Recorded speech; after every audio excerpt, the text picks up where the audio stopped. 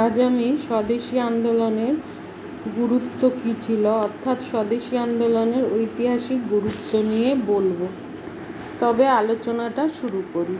1905 খ্রিস্টাব্দের জুলাই মাসে Lord Curzon বঙ্গভঙ্গের কথা ঘোষণা করেন। এর সঙ্গে সঙ্গেই প্রতিবাদের ঝড় বইতে আরম্ভ করে। রাষ্ট্রগুরু সুরেন্দ্রনাথ বন্দ্যোপাধ্যায় সংবাদপত্রে লেখেন যে সরকার যদি বঙ্গভঙ্গ পরিকল্পনা কার্যকর করে তবে লক্ষ লক্ষ বাঙালি তা রদ করতে এমন আন্দোলন গড়ে তুলবে যা সরকার কখনো দেখেননি। বাঙালি তার মাতৃভূমিকে কখনো খণ্ডিত হতে দেবে না। এই সংকল্প সাধনে বাঙালি যে কোনো নিগ্রহ বরণ করতে প্রস্তুত। বঙ্গভঙ্গের বিরুদ্ধে যে আন্দোলন আরম্ভ হয় তাই স্বদেশী আন্দোলন নামে খ্যাত। কেননা এই আন্দোলনে সরকারকে বিব্রত করবার জন্য যে অস্ত্র ব্যবহার করা হয় তা হলো বয়কট আন্দোলন, অর্থাৎ বিলাতি দ্রব্য বর্জন ও পরিবর্তে স্বদেশী জিনিস ব্যবহার।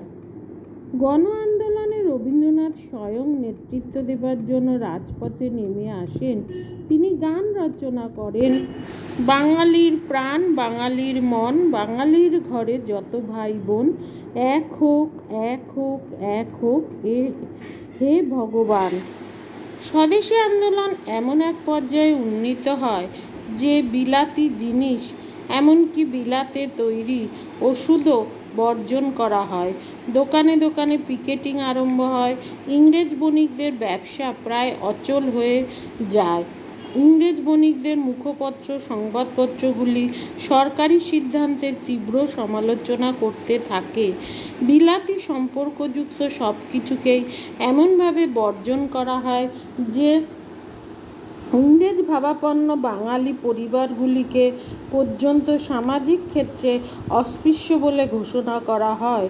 বর্জনের এইরূপ চূড়ান্ত রূপ ইতিপূর্বে অপর কোনো আন্দোলনে দেখা যায়নি। স্বদেশী আন্দোলন ভারতের স্বাধীনতা সংগ্রামের ইতিহাসে এক গুরুত্বপূর্ণ ভূমিকা পালন করে। এই আন্দোলন স্বদেশী শিল্প এবং কুটির শিল্পকে পুনরুজ্জীবিত করতে বিশেষ সাহায্য করে। স্বদেশী কাপড়ের কারখানা, দেশলাই কারখানা, সাবান কারখানা, মৃৎশিল্প ও চামড়ার কারখানা বিভিন্ন স্থানে গড়ে উঠতে থাকে। স্বদেশী ব্যাংক এবং বীমা কোম্পানিও স্থাপিত হয়। শিক্ষা ও সাংস্কৃতিক ক্ষেত্রে স্বদেশী আন্দোলন বিরাট পরিবর্তন নিয়ে আসে। দেশাত্মবোধক কবিতা ও গান, গদ্য রচনারীতি এবং নতুন সাংবাদিকতার আবির্ভাব ঘটে। গান হিসাবে ও কবিতা হিসাবে রবীন্দ্রনাথ ঠাকুর, রজনীকান্ত সেন ও মুকুন্দ দাসের দেশপ্রেম উদ্দীপক গানগুলোর স্থায়ী মূল্য রয়েছে। সংবাদপত্রের সম্পাদকগণ স্বাধীনতা, মুক্তি এবং স্বনির্ভরতা সম্পর্কে এমন সব প্রবন্ধ লেখেন যা আজও সকলের নিকট স্মরণীয় হয়ে আছে। স্বদেশী আন্দোলনের সঙ্গে জাতীয় শিক্ষার প্রশ্নটি বিশেষভাবে জড়িত। আন্দোলনের নেতৃবর্গ জাতীয় চেতনায় উদ্বুদ্ধ ছাত্র ও যুব সম্প্রদায়ের জন্য জাতীয় শিক্ষার প্রয়োজনীয়তা উপলব্ধি করেন। তাদের চেষ্টায় বিভিন্ন স্থানে জাতীয় বিদ্যালয় স্থাপিত হতে থাকে। বিজ্ঞান ও কারিগরি শিক্ষার ওপর বিশেষ গুরুত্ব আরোপ করা হয়। কলকাতা জাতীয় শিক্ষা পর্ষদ গঠিত হয়। যাদবপুর জাতীয় বিদ্যালয়ের প্রথম অধ্যক্ষের পদ গ্রহণ করেন শ্রী অরবিন্দ ঘোষ। স্বদেশী আন্দোলন শুধুমাত্র বাংলার মধ্যেই সীমাবদ্ধ ছিল না। পশ্চিম ভারতে পাঞ্জাব, দিল্লি, কাংড়া, জম্মু প্রভৃতি স্থানে এই আন্দোলন বিস্তার লাভ করে। মাদ্রাজ প্রেসিডেন্সি ও দক্ষিণ ভারতেও এই আন্দোলন বিস্তার লাভ করে। বঙ্গভঙ্গ রদ আন্দোলন প্রকৃতপক্ষে সর্বভারতীয় আন্দোলনের রূপ পরিগ্রহ করে। আন্দোলনের ব্যাপকতা পরবর্তী সকল গণ আন্দোলনের ক্ষেত্রে অনুসরণের চেষ্টা করা হয়।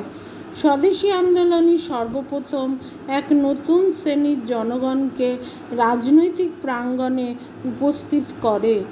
এই নতুন শ্রেণী ছিল জাতি ধর্মের সংস্কার থেকে বহুলাংশে মুক্ত। স্বদেশী আন্দোলন সংবাদপত্রকে জাতীয়তাবাদে উদ্বুদ্ধ করে, ছাত্রদের ইংরেজ সরকারের বিরুদ্ধে বিদ্রোহ করতে আহ্বান জানায় এবং রাজরোষ ও নিপীড়নের সকল প্রকার আশঙ্কাকে উপেক্ষা করতে শেখায়। কংগ্রেসের নীতির ক্ষেত্রেও স্বদেশী আন্দোলন যথেষ্ট পরিবর্তন সূচনা করে। শেষ পর্যন্ত বঙ্গভঙ্গ রদ আন্দোলন জয়যুক্ত হয়। 1911 খ্রিস্টাব্দে সম্রাট পঞ্চম জর্জ দিল্লির দরবার থেকে বঙ্গভঙ্গ রদ ঘোষণা করেন। জাগ্রত জনমতের নিকট দর্পিত ব্রিটিশ সাম্রাজ্যবাদ এই প্রথম নতি স্বীকার করতে বাধ্য হয়।